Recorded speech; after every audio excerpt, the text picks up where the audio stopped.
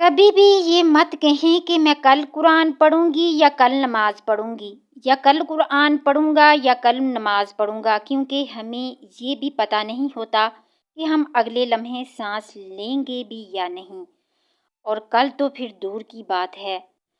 اور کبھی بھی کاموں کا بہانہ مت بنائیں کہ فلاں کام پڑ گیا، فلاں کام پڑ گیا۔ اللہ تعالیٰ کے ذکر کے لیے ٹائم نکالیں، کیونکہ رسول اللہ صلی اللہ علیہ وآلہ وسلم نے ارشاد فرمایا، اللہ تعالیٰ فرماتے ہیں میرے ذکر کے لیے وقت نکالو، میں تمہارے کام میں برکت عطا کروں گا، ورنہ دنیاوی کاموں کی کثرت تم پر اس قدر مسلط کر دوں گا کہ تمہیں فرصت ہی نہ ہوگی اور سکون سے محروم رہو گے۔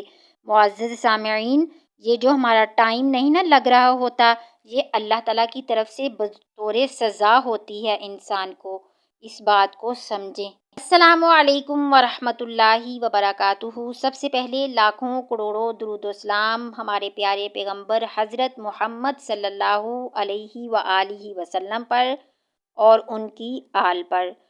معزز سامعین، آج ہم انشاءاللہ سورہ یاسین کی آیت نمبر 46 سے 50 تک مطالعہ کریں گے۔ اعوذ باللہ من الشیطان الرجیم، میں پناہ مانگتی ہوں اللہ تعالیٰ کی شیطان مردود سے۔ بسم اللہ الرحمن الرحیم، شروع اللہ کے نام کے ساتھ جو بڑا مہربان نہایت رحم کرنے والا ہے۔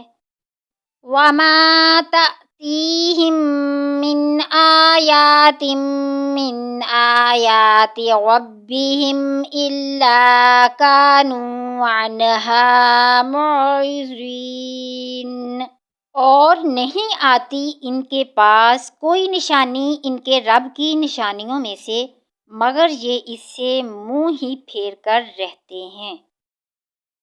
وَإِذَا قِيلَ لَهُمْ أَنفِقُوا مِمَّا رَزَقَكُمُ اللَّهُ،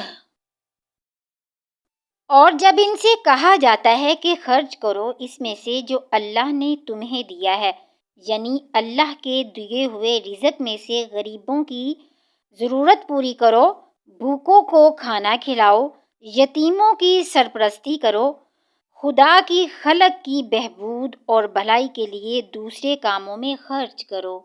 اللہ تعالیٰ فرماتے ہیں کہ پھر یہ لوگ یہ کہتے ہیں، قَالَ الَّذِينَ كَفَرُوا لِلَّذِينَ آمَنُوا أَنُطْعِمُ مَن لَّوْ يَشَاءُ اللَّهُ أَطْعَمَهُ، تو یہ کافر کہتے ہیں اہل ایمان سے کہ کیا ہم انہیں کھلائیں جنہیں اللہ تعالیٰ چاہتا تو خود کھلا دیتا۔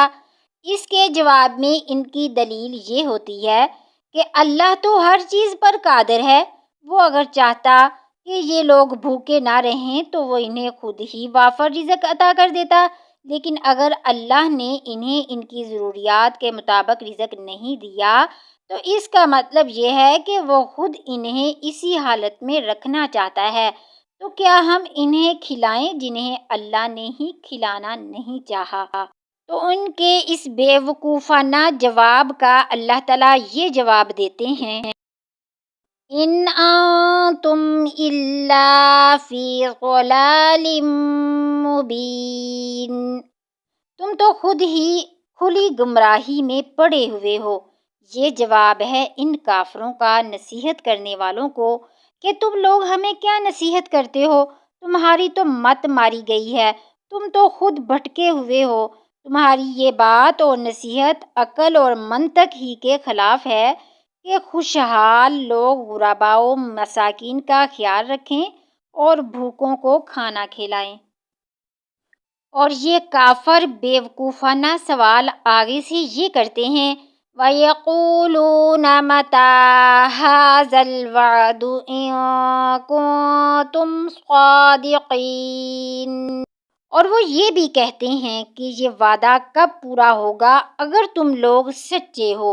یہاں وعدے سے قیامت کا وعدہ بھی مراد ہو سکتا ہے اور عذاب آنے کا وعدہ بھی، یعنی آپ کا دعویٰ تو یہ ہے کہ ایمان نہ لانے کی وجہ سے ہم پر اللہ کا عذاب ٹوٹ پڑے گا، چنانچہ ہم آپ کی دعوت کا انکار تو کر چکے ہیں، اب وہ عذاب ہم پر آخر کب آئے گا؟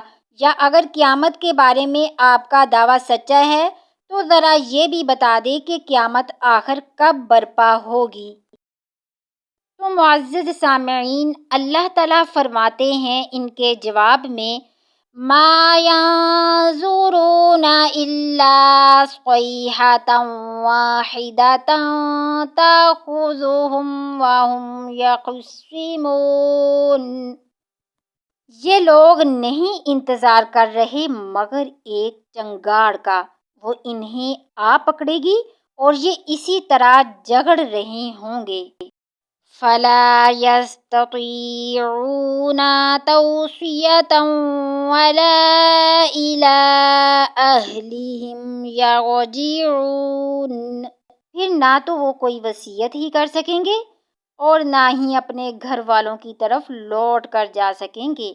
وہ معاملہ اس قدر اچانک ہوگا کہ جو کوئی جس حالت میں ہوگا اسی حالت میں اس کا شکار ہو جائے گا۔